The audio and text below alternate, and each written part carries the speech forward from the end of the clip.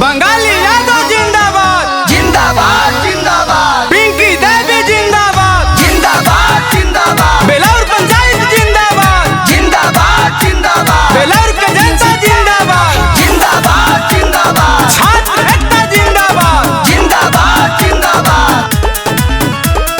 इनके के अब की सपोर्ट करी जा, पिंकी देवी के वोट करी जा।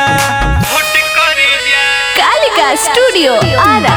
इनके के अब की सपोर्ट करी जा, पिंकी देवी के वोट करी जा।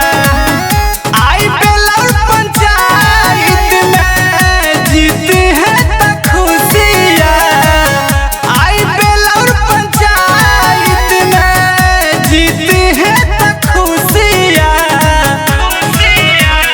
पिंकी देवी के बनाई अब की मुखिया, बंगाली यादव के बनाई अब की मुखिया।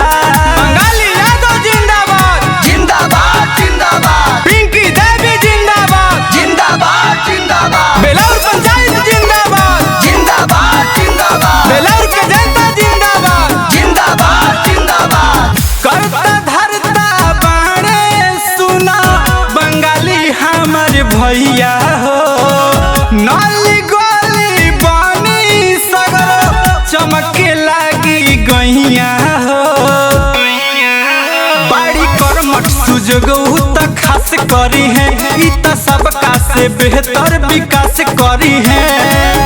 मजदूर गरीब के उता बुझी है हो दुखिया, मजदूर गरीब के उता बुझी है हो दुखिया।